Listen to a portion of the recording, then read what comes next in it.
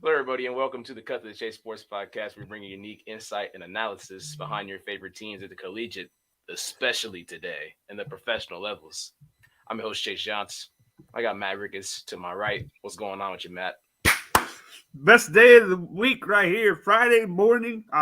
Vacation's coming to an end, but the best part of my vacation tonight, I get to go see Harry stick it up on the football field, and then tomorrow we're gonna watch all kinds of college football. I can't wait.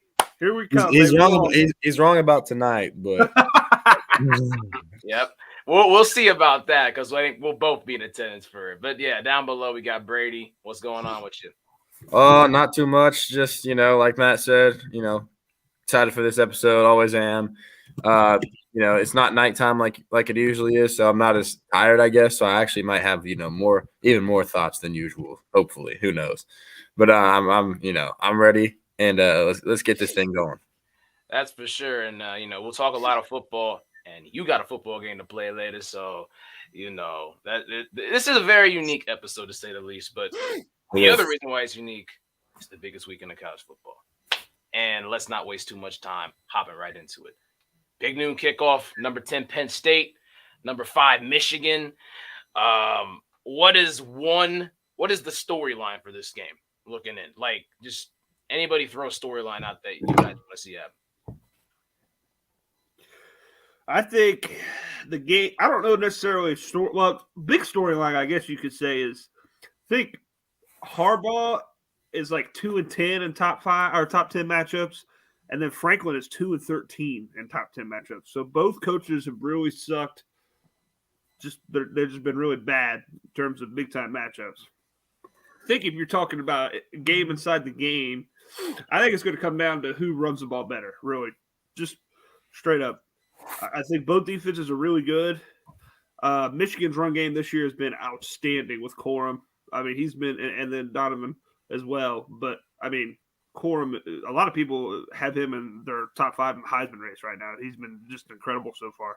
So now they've been playing some shitbag teams. So this will be their first really big test with Penn State. And Penn State's got a hell of a defense as well. So we'll see there. And then on the other side, the 2 freshman running backs for Penn State, the highly recruited guys with Nick Singleton.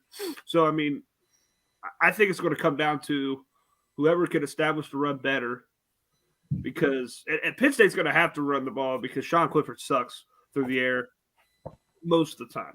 There are times where he will hit a deep ball every once in a while. He does just enough for Franklin to keep him in. Put it that way. Yep. So I think if you're asking me the game inside the game, what's it going to come down to? Who runs the football better? But I can't wait to watch this one. For sure. Now, Brady, Matt was talking about good defenses, and basically the winner of this game will probably have the better run game and all that stuff. What makes these defenses so well constructed? What makes these defenses almost feared in college football? Really, what it comes down to is play style. So, and they both have different strengths and weaknesses. I think Michigan's strengths come from more of their pass rush up front. They did lose 2 first round level because Ojabo did fall to the second round. 2 first round level edge rushers to the NFL, but they still have a good pass rush. I think that's partly to do with scheme from Jesse Minter, their new DC. Their scheme has put them in positions to create pressure, and then that's a credit to them. And Penn State, their secondary, they have 3 potential future first round DBs.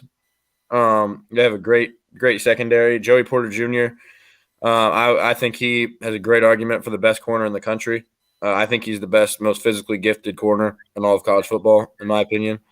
And then Clark Phillips from Utah is my other guy up there. Those are my 2. I think they're in a class of their own. But Joey Porter, they also have a good pass rush and all that, but they're not as good against the run. So Michigan, that could be an advantage for them. And then Michigan's secondary isn't bad, but I don't think they're the level. They don't have like first-round guys back there by any means. So I think the passing game for Penn State is going to be huge. And I think Michigan also, I think their passing game is a big factor because when they need to throw it, you're going against a tough secondary. And so far, Michigan has never really had to go out and chuck it this year. So let's see we're going to have to see what will happen when they have to do that because, in terms of these two teams, one has not looked better than the other to this point of the year. Penn State actually has better wins than Michigan, in my opinion, overall, with that huge blowout win over Auburn. Not that Auburn's a great team by any means, but, they murdered them in a hostile environment, and Auburn is still talented. And then with the win over Purdue at Purdue, that was obviously that's a tough win. Purdue's a good team. But in terms, they've looked a little sloppy at times, but I definitely think they're a top 10 team. And then Michigan, they've looked sloppy a little bit against the Power 5 opponents they played at times, but I still think they're a good team. And overall, what this comes down to, since I think they're both very equal rosters, I do think Michigan has a slightly better roster than Penn State. I think I take their personnel over Penn State's by a little bit, but in terms of where they're at right now this year, I think they're pretty even. You take their personnel, but I'll ask you guys this question: who are you taking at quarterback, Sean Clifford or JJ McCarthy? I'd take JJ McCarthy a little bit over Sean Clifford, not by that much. I don't think it's night and day because Sean Clifford's been in a game like this before, and I actually don't think Sean Clifford is terrible. Like Matt was saying, he just does just enough. He does just enough. He's the poor man, JT Barrett. He's way worse than JT.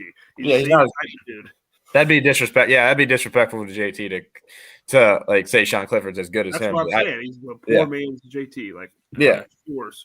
But I also don't think. Go ahead. Sorry. I was just gonna say I don't think JJ has necessarily done anything yet to prove to me that he's night and day better than Sean Clifford. But in terms of just who can naturally throw the ball better, I would probably take JJ McCarthy. Yeah, I'm taking JJ. I think he hasn't reached his full potential yet, and he still might be better than Sean Clifford already. So, yeah, I would take JJ for sure. Yeah, I don't think Sean Clifford want to watch this show ever we talk about Penn State. But hey, there you go. Next game on the list of this very dense Saturday, we have North Carolina State and Syracuse. It's on ACC Network at 3:30 p.m. tomorrow. Looking at North Carolina State, they were just ranked number 10 2 weeks ago when they lost in a 5 versus 10 matchup against Clemson 30-20. They narrowly beat Florida State last week, who plays Clemson. It's kind of like this little bracket of how teams are going to play each other in the ACC right now in this stretch. But Syracuse, also they came out of nowhere. I'll get to them in just a second. But North Carolina State's had a pretty good year so far. They're going on the road. They're going to be tested in the Carrier Dome. They come in as underdogs. According to Vegas, they're Syracuse is favored by 3.5. But man, Syracuse 5-0. We saw them play in this in the game against Purdue early on in the season that was going back and forth in just the fourth quarter alone. And Syracuse got the ball last, and they were able to score a touchdown when they really needed it. I remember Matt was very excited for that. I think because wasn't it over? Yeah, what was it? The over under? I had the over on that. Yeah, you had the over on that. I had the over Purdue Syracuse. It wasn't looking good at all. There was 28 points or 20-some points scored in the fourth quarter or something crazy. Mm-hmm. And finally, it backdoor hit. It was nuts. Yep. And I mean, that's the thing. Syracuse, they've been scoring some points, though. You look at it, Garrett Schrader at quarterback, 1,224 yards this year, 10 touchdowns to 1 interception. He's protected the football really well. And then running back Sean Tucker averaging 5 yards a carry and 5 touchdowns, for the Orange. But this is, I'm looking at ticket price for this game. $25 a ticket for a top 20 matchup in the Carrier Dome that holds maybe 50 to 60,000 people.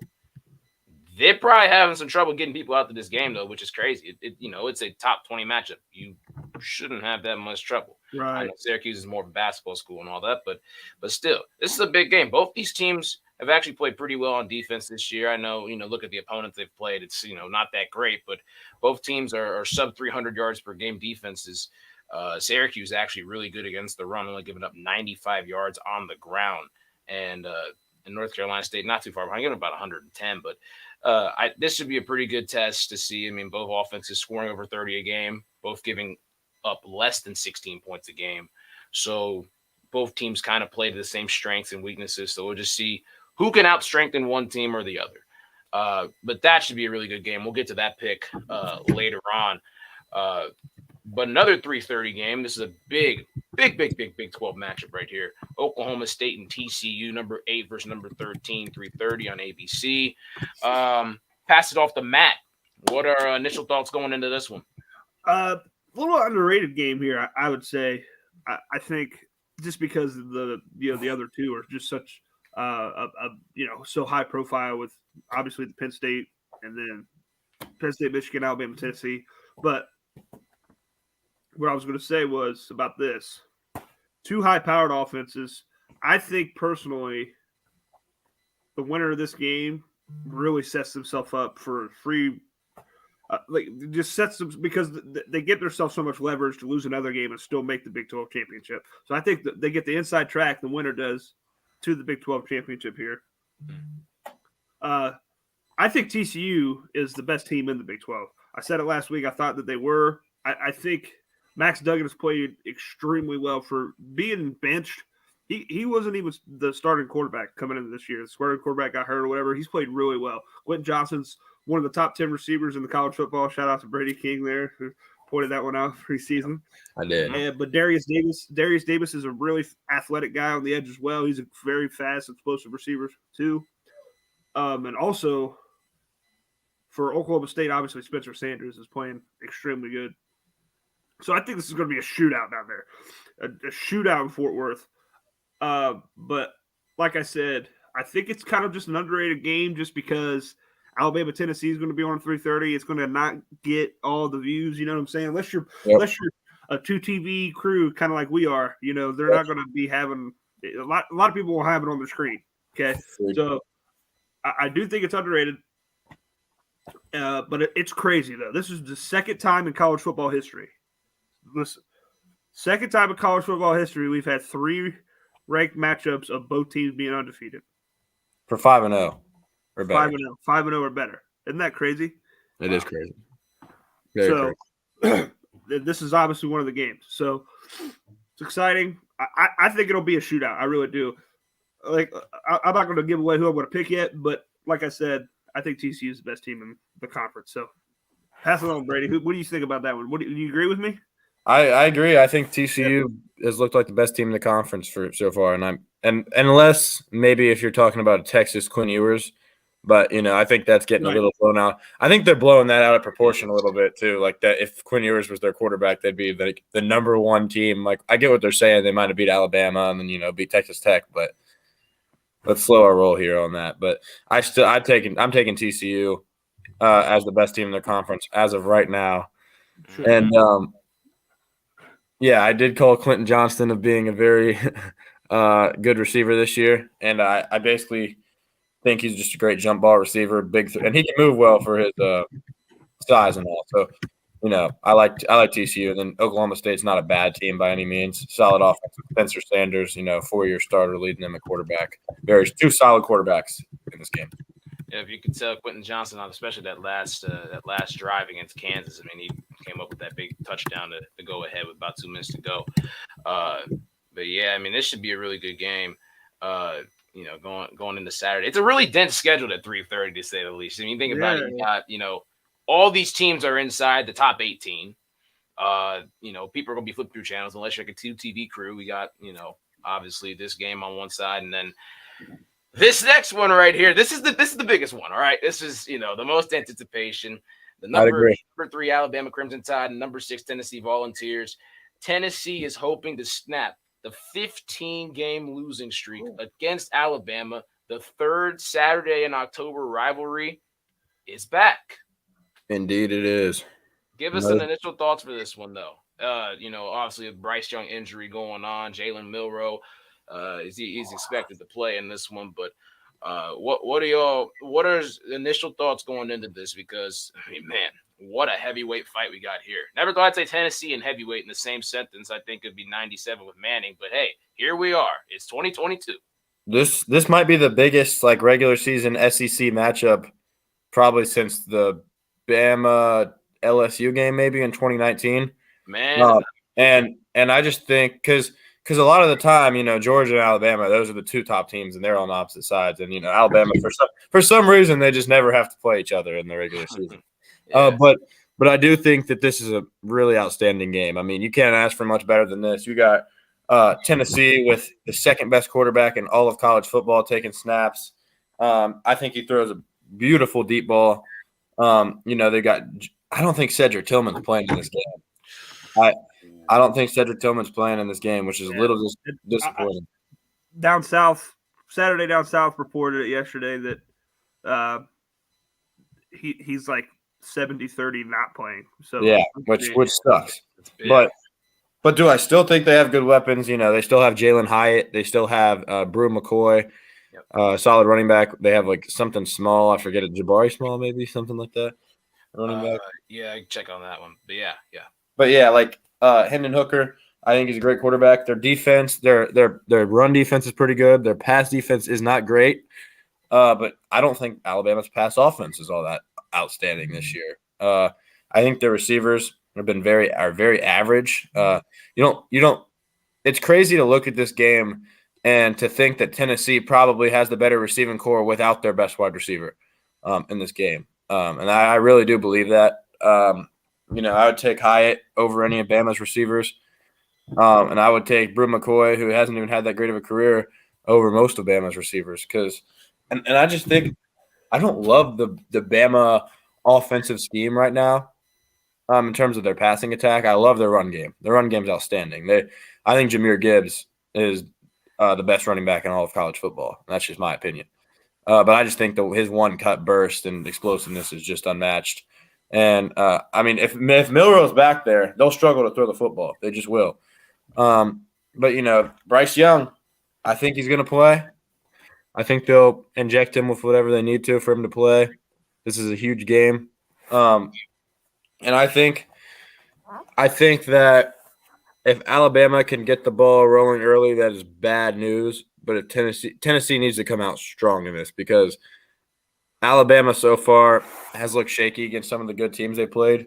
Does not look like the team we've expected. We'll see what we get here. But I think this game could be a potential Heisman statement for Hendon Hooker if Tennessee wins and he, balls out, which if they do, he probably did. And then, maybe Bryce Young can jump back into the Heisman race in this game, which would be dumb. But like if he has 3 touchdowns or whatever and wins the game, I still don't think he should be considered necessarily for the Heisman, but I think he might, jump back into that conversation. But Hendon Hooker absolutely deserves to be up there if he balls out. Couple things that I took away from that. So talking about this might be the biggest SEC regular season matchup since that Alabama LSU game, which is where Tua and Joe Burrow were really battling for their Heisman credibility in this game. Bryce Young trying to be the first 2-time Heisman winner since our guy Archie Griffin, did it back in the 70s. But then Hendon Hooker, it's the clash of 2 quarterbacks that are trying to go up there. And I think Brady said it best, like throughout the season, that Alabama's receiving core isn't looking all that well. Bryce Young looks a little shaky here and there. It just doesn't look like the same well-oiled Alabama machine, which takes me to the comments of where Jonah Arnold says Bama is fake good this year. Which, a lot can be said on, tomorrow at 3:30. This is going to be really interesting because, Bryce Young, even if he's healthy or not, we'll see what's going on with that. But if he's on the field, he's healthy enough to play. I agree. I'm with you. I'm with you, Jonah. And especially in that sense that, they were overhyped and they're looking like the hype was somewhat fake. Yeah. But I do think they'll get it together at some point, and teams need to start beating them before they do, because then or else you might pay for it. So. Yep, that's for sure. That's good friend Jonah Arnold right there. Matt, I'm gonna give it over to you though. You've talked about this game a lot in our little group discussion. We've had like little Twitter stuff going on and all that. Unload your thoughts, all right? You guys know how loud it's going to be in Neyland Stadium. I'll probably be able to hear it from here. I'm telling you right now, it's going to be the only way there's a stadium louder this year is if Ohio State and Michigan are undefeated when they play. It'll be louder. That'll be louder. That's what I'm saying. I'm telling you right now. Yeah, we have the tickets, but hopefully I'll be there. Hopefully I don't have practice that day. Well, I'll be there no matter what. So yeah, he'll definitely be there. Yeah, what I'm saying is.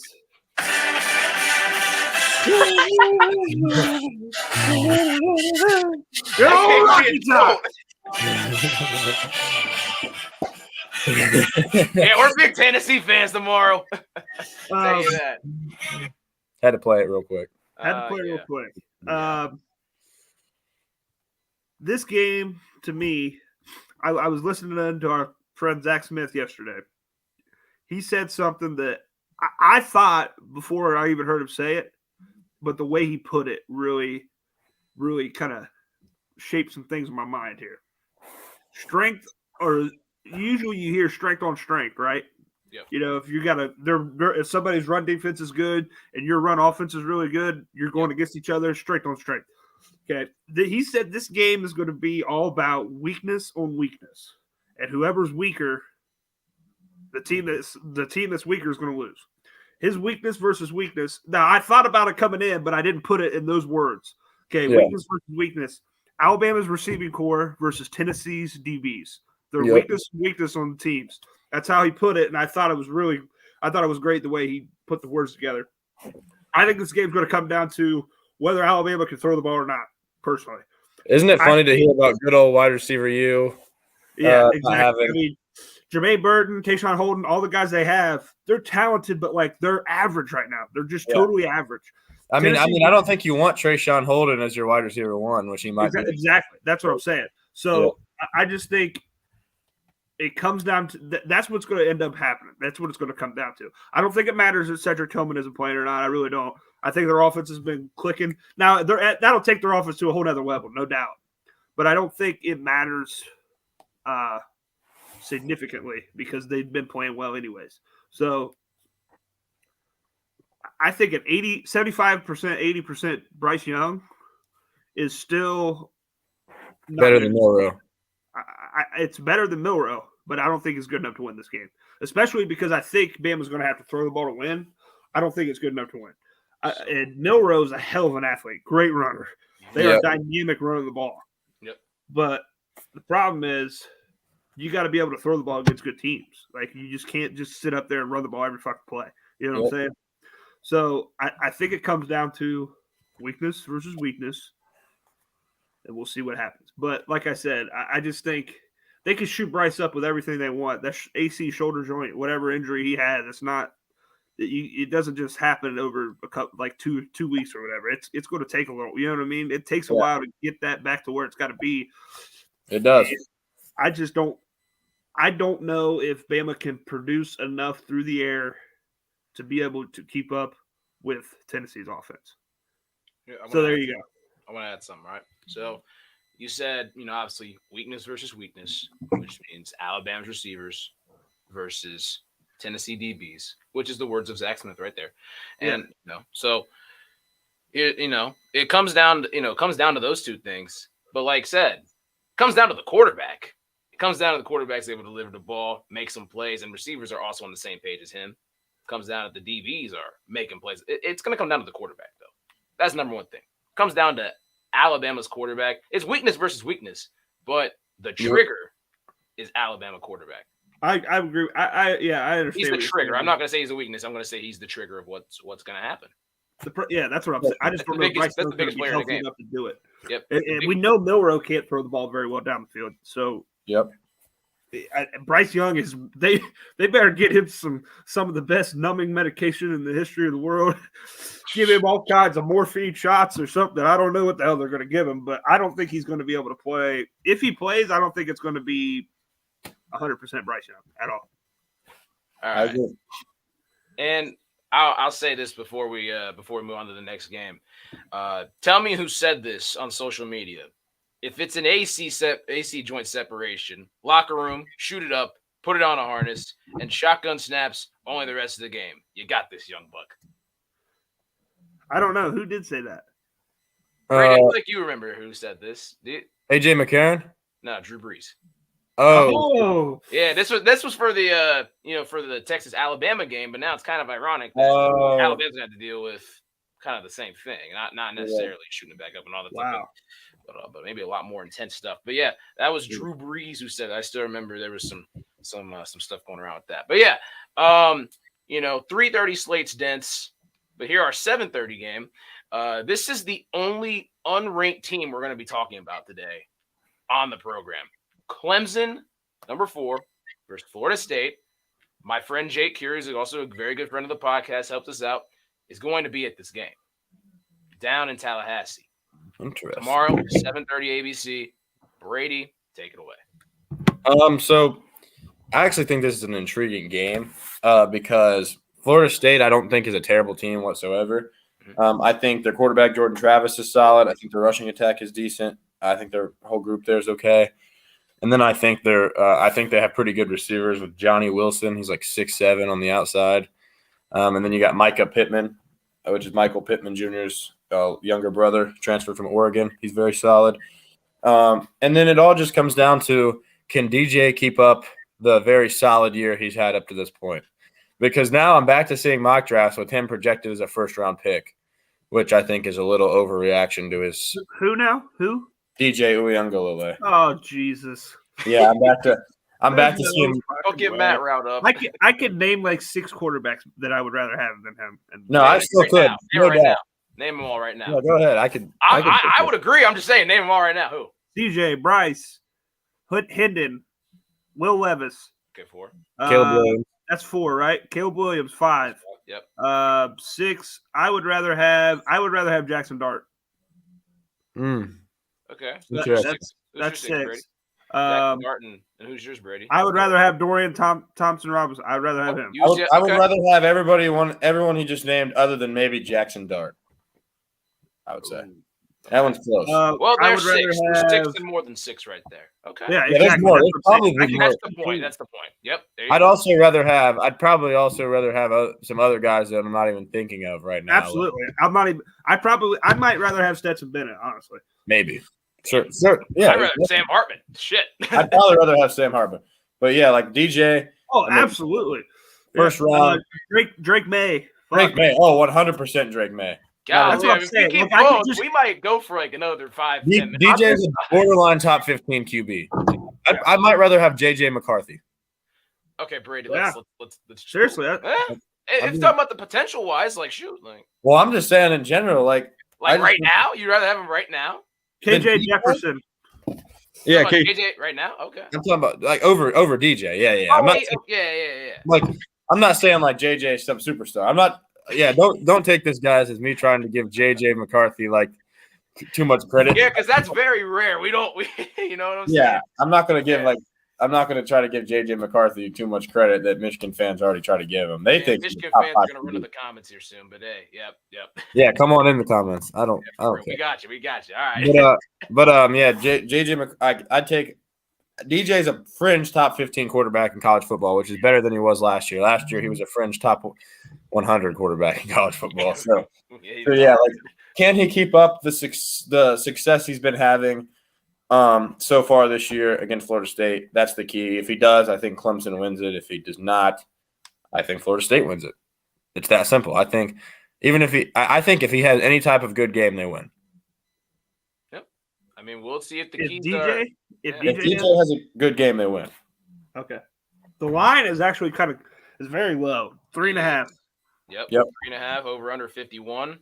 Man, this should be a good game for This is the only It's a good night. Unranked team this is the only unranked team we have on here, but it's no slouch, not one bit. Not a bit. Slouch. But man, we'll go to the next one. This one, I remember Matt and I were talking about this, and Matt was kind of pissed he had to talk about this game. It's a great matchup, but still, it's not the eye popping one. You know what I'm saying? Is Will Levis playing? I don't know. That's a good question. Well, that's what I need to know because that changes everything. Will Rogers is playing really well for Mississippi State. I'll do some research. So I got you too. If Will Levis is playing, Kentucky has a chance. If not, they're fucked. Oh, he's playing. Okay, well then I would probably at Kentucky. God, oh man, I don't know. Mississippi State's playing really freaking good, dude. They're playing really well. So I would. Did you take Will Rogers over DJ Uiagalelei? Yes. So, I forgot him. I just had to mention. Before we go on a little bit, so the fifth quarter, media group specialized in college football stuff, they came out with their midseason SEC QB rankings. You want to hear the top 5 real quick? Yeah. So I'll go from 5 to 1. 5 is Stetson Bennett. Okay. 4 is Will Levis. Okay. 3 is Bryce Young. 2 is Hendon Hooker. And 1 is Will Rogers. Okay, that's asinine. I know it is, but he throws. They run. It's Mike Leach. They run the air raid. Like he throws the ball. So they're overblowing. They're overblowing Will Rogers because he passes the ball like every single play. Right. I agree with that. But he's definitely. I would agree with him being a top 5 quarterback in that league. Yeah, because number 6 is Jackson Dart, and then it goes Spencer Rattler and KJ Jefferson. So but they got him at 1. Let's see if he can. He's playing really well. So I would say. Well, I'm not going to pick this game, but I would lean probably Mississippi State just because their offense is so good. You know what I'm saying? Yeah. So, but if Will Levis can come back and play well, we'll see. And it's a home game too, so crowd will play a bit of a factor in this one. And then this last one, the 8 o'clock on Fox. It's not Pac-12 after dark, but it's after the Pac-12 right at dark. Right at dark. Yep. The sun's going down here. The sun's probably still up there, but that's just how the world works. USC and Utah, 7 versus 20 tomorrow, 8 p.m. on Fox. Brady, man, what's gonna happen? Man, I'm a big fan of this game. I think this is my 3rd favorite game of the day, outside of obviously the top 2, no question. You know those. I'm not even going to say it, but this game you got. I just want I kind of want USC's playoff run to end. I don't want them to be in the discussion because it's just annoying that the fact that they get to play Oregon State. Like all these teams that are so average and just make the playoff. But I think Utah. I think they have a good stout defense. Jackson Smith and Jibba doesn't think so, but I do this year. Harrison Jr. Shoot. Marvin Jr. also, he doesn't either. All does, but all those guys. But this is Caleb Williams. He's an interesting quarterback. I said it already. He loves to throw the ball running up towards the guy. Like it's so like he'll have a clean pocket, but he can step up if he wants to. It's just clean. He could just stand there and make the throw, but he'll start running towards the line of scrimmage to throw it. And the guy's open. All you had to do was just toss it to him. So it's just. The interesting things like that are just so interesting to me that he does this stuff. The sacks, man. The sacks. Remember when remember we were watching the game? Was it last week? Was it Washington State last week? Yeah, he didn't want to throw the ball away. Yeah, he was like, just kept pump faking and took a 7-yard walk out of bounds sack. Yeah, because he didn't want to throw it away. And man, it was so easy to throw that one away too. It's not like he had it was a tough one to throw away, tough angle. He just but other than that, man, I think he's got a great set of weapons to work with. Yeah. I think USC's weapons are a top 5 group weapon-wise, with Jordan Addison. I think he's a great receiver. Mario Williams, another very good receiver. 2 borderline top 10 receivers in college football. Obviously, Addison is a top 10 receiver. To me, he's top 5. Great players there. Running back, you got Travis Dye, transfer from Oregon, who does not wear gloves for some reason. It's pretty weird. And then Caleb Williams, top 5 QB in college football, in my opinion. Very dynamic, very talented. And I think he's playing against, my other top corner in the country, like I said, Joey Porter Jr. and Clark Phillips. Clark Phillips, you're going one-on-one on Clark Phillips, and that's not a good idea. You don't want to throw one-on-one against him because he's probably going to pick you off or at least force an incompletion. He's a great DB. What about Denzel Burke? Where's he at? Denzel is probably he's probably top 260. He's top 262 because I believe there's 131 FBS teams. I think he's top 262 somewhere. Damn it, I think Matt could cover a wide receiver better than fucking Denzel Burke. Jeez. I think so, but I don't know. I'm not very fast anymore. Clark Phillips. Damn at the line, man. Come on. Clark Phillips, man, was committed to Ohio State for 6 months. Flipped on National Signing Day when Jeff Hafley took the Boston College job, and that stings because he would be an elite addition to this defense. But anyways, and he was expected to play as a freshman too. for us. So that sucks. He would be man, but like I said, I think this is going to be a good matchup. I'm excited to see Cam Rising back there throw it against USC's defense, and I'm excited. Tavion Thomas went to Dayton Dunbar.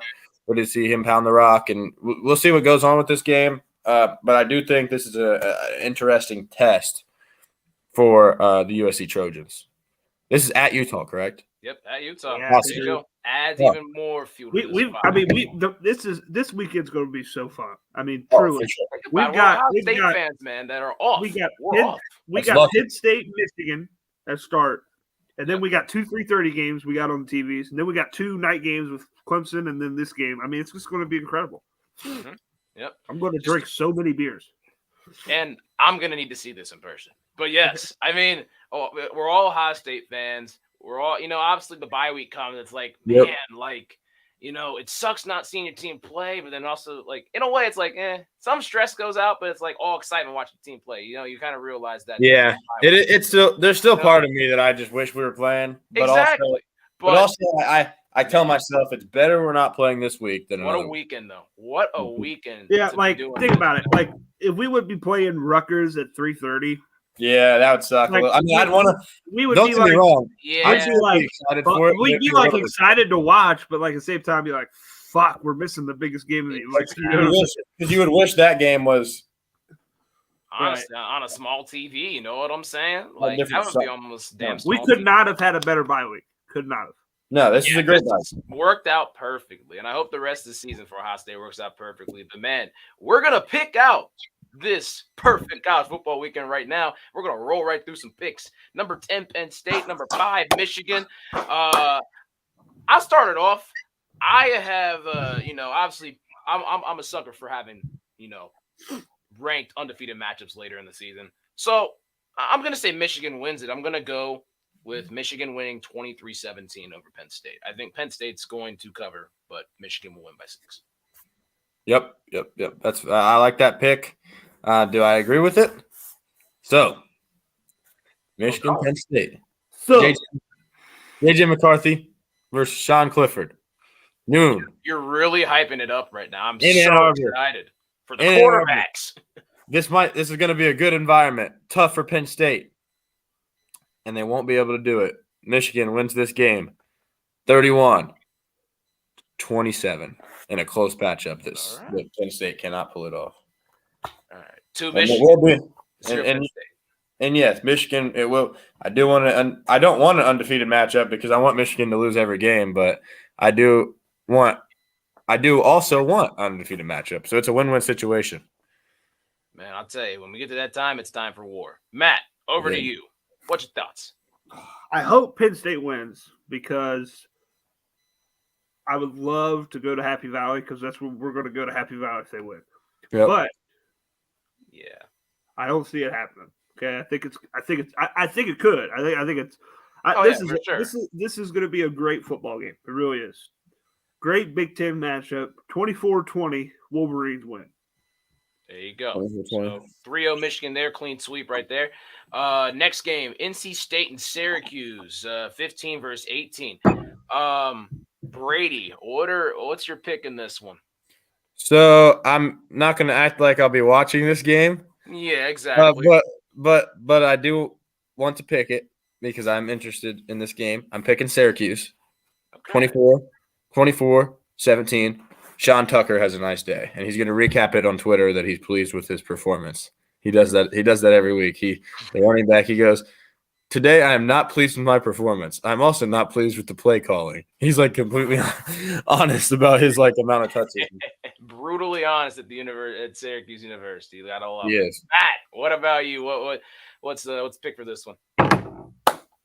Syracuse 30, North Carolina State 28. Ooh.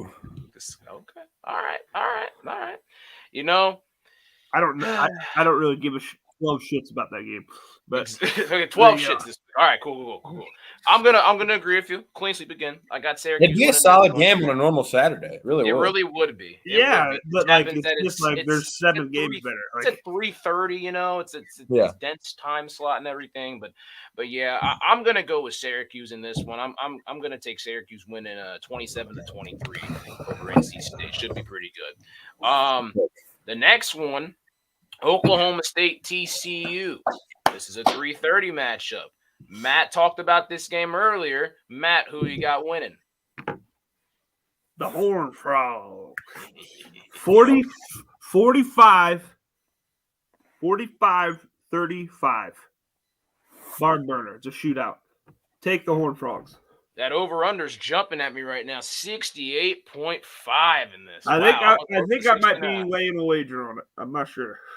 All right. Well, we'll discuss that a little off camera. But man, okay, all right. 40. You said 45-35, right? Yes. There you go. Horned Frogs winning. Brady. I'm taking TCU as well, the best team in the Big 12. 55. Wow. Damn. To 51. Oh, I think this is going to be a great game. I think it's going to be a shootout. A shootout. I think they smashed the over on this one. Quentin Johnson, not a single Oklahoma State DB. They lost their 2 best DBs to the portal. Tanner McAllister is now a starting safety to Ohio State, and then Jarek Bernard, the third or whatever, Jarek Bernard Converse, the fourth or something, is at LSU. So the 2 DBU schools took their best DBs. So there's nobody on that roster coming close to guarding Quentin Johnson. I mean, this guy's going to have a big day, I think. Top 8 receiver in college football, in my opinion. Okay. Somewhere in that range. I'd have to look at all my official rankings, but I definitely think he's a first-round pick in this draft. I think he's going to be a good jump ball receiver the rest of the year and then throughout his career. But taking TCU 55. We'll have to reevaluate our receivers list here on the next episode. Let's do it. Yeah, I'll be down. I have my list actually. Next reaction, we're going to do it. All right. But in this one, man, I'm going to have to go against it. I'm going to say Oklahoma State wins this game 42-41. 42-41. I think it'll be, I think it'll come down to Oklahoma State, Spencer Sanders making a last minute gasp of a touchdown. And I think Oklahoma State's going to hold on. This the over, take the over on it. Take the over is all we got to say. The next one, we'll save the best one for last. All right. Clemson, Florida State, 7:30. As Brady said, Clemson wins this game if DJ plays well. I think DJ's going to play. I think he's going to play well enough to win. I'm going to go Clemson in this one, but I don't know how long I can keep going with them. I'm going to go on ahead and say it's going to be 30-23. Brady. This game is going to be the reason Clemson does not make the playoffs when they lose. Because I don't think they make the playoffs. I'm not changing my mind. This is where they get beat. Florida State. I just don't think this Clemson team is a playoff team. I think they slip up on the road here at night. It's tough. It's a decently tough game. And I think DJ finally finds that weak spot where he's on the road at night in a tough environment. He's missing some throws. Clemson just can't really get it going on offense. Playing good defense, I think it's somewhat low scoring in the 20s. I'm going 23-21 Florida State and a 2-point win over Clemson that kind of boosts their season up and, ends Clemson's national title hopes. You know what? I'm not even going to foreshadow this at all. Clemson is losing to Notre Dame. I don't give a shit. They're losing to Notre Dame. Notre Dame is ass, but hey, I think Notre Dame's going to catch them that night. They're 3 weeks from now. Yeah, I think Notre Dame definitely could beat Clemson. They have the talent to do it. Like they have the guys, but can they put it together? They've played some good games. Obviously, not that Marshall game. Every other game they've played has been other than Marshall has not been bad. Like an 11-point loss to Ohio State isn't terrible. Yep. They smashed North Carolina. That was a good win on the road against a good offense. And then they beat BYU, who was ranked in Vegas. It was pretty it ended up being a little bit close, but it was a pretty handily win. It was a good name. So Notre Dame isn't. I like where you're coming from. I don't know who I'm going to pick in that game yet, but I like the pick with Notre Dame there. I think they match up. We'll get to that point here in a couple weeks. It's about 3 weeks from now, but yeah, there's a lot that could be done in that time frame. Matt, pick. Who you got? I got the Tigers 27, the Noles 24. Bet the Noles. Bet the Noles. All right. There you go. Nose cover right there. Next one. We're going to kind of move a little quick so we can get to this big matchup, all right? Mississippi State, Kentucky. Mississippi State going to win this one. Is Matt picking first or me? I don't really care. You guys I guess I'll just pick it real quick. I think I'm going to go with Kentucky in this. I think they'll put together a solid game plan against Will Rogers here in their passing attack. And I think Will Levis coming back brings an extra element to that Kentucky team. And I think they bounce back from that bad loss to South Carolina. And I think Will Levis kind of slings it a little bit, and the scouts will start salivating over his first round potential they think he had. That I keep hearing about. So yeah. I think this game's going to show that Will Rogers, compared to some people, is not the best SEC quarterback right now. That's ridiculous. So I got Kentucky winning this one. Matt. Mississippi State 34, Kentucky 20. Oh, 14 points. 2 touchdown ball game. Okay. That's bold right there. All right. We'll move to this next one. USC Utah. USC walking into Utah. They're obviously it's a tough environment. Matt, who's going to win this one? I like the Utes. I'm going to take the Utes 30-24. Okay. All right. Brady. Man, I think this is a close game. Like on the road at Utah, USC, Utah. I'm going with USC. Oh, boo. What a pussy. I'm just going with USC. I'm going 34-24 in a last minute. And it's going to be a better game than 10 points. It's just going to be one of those situations where maybe Utah throws a pick six or something. I just think I wish USC will slip up at some point, just not this week. It's going to be against the Bruins. There you go. No need to just foreshadow, but there you go. You know what? This game they're going to end in a tie. I think just not the NFL. USC is going to win this game. I got USC winning 38-30 over Utah. So there you go on that. But I don't hate it. The one that we've all been waiting for. Here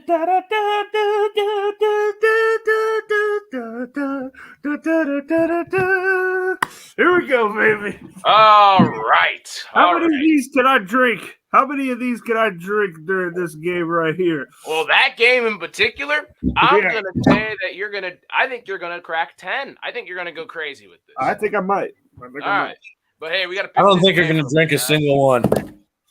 That's a really hot take. Yeah, that's scolding hot. But all right. I'll say actually I'm going to go on ahead and let's see what y'all got, all right? All right. Who wants to go first? Me. All right.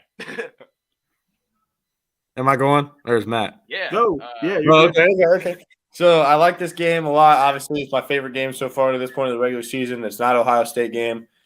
And Michigan, Penn State is my second favorite. So I love these two games. This game, man, wow. Alabama, Tennessee. Alabama does not lose many games. Are they going to lose this game? Yes. I'm buying the hype. I'm buying it. Tennessee beats Alabama at home in Neyland Stadium. Tennessee storms the field by a score of 34-28. Wow. Go Vols. Man, all right. Tennessee won. Bama nothing. Hendon Hooker throws three touchdown passes, and 311 yards. All right. Bama down. Is Bama down in Matt's picks? What do you got? 34-20, Tennessee. 34-20. Wow. 2-0 in this. Well, actually, that's wild that we're thinking, Tennessee's going to win. Matt's got it as a double digit. I'm going with the clean sweep. And Yeah. the score, I thought you were the score, I think it's going to be damn near a 3-score game. Yeah. 43-27, There you go. Tennessee wins. That's a good one. Yeah. Yep. I know I'm buying into it, man. Yeah. I feel like we might come back next week and everybody's going to think we're stupid, but also, yeah, it's hit or miss. You know what I'm saying? It's a big hit or a big miss. I've got a huge feeling Tennessee's going to win, and they're going to not dominate the game, but be in control of the game. The thing that hurts is the player that killed Bama last year is not playing. Cedric Tillman went off against Bama last year. Hendon Hooker was throwing some bombs that were just perfectly placed. But, Bama was able to pull away. Just, Bryce just throwing up heaves to Jamison Williams. He would run under it. Game went, that's kind of was their offense last year. Just throw it deep. But I hope so. I hope Tennessee can win.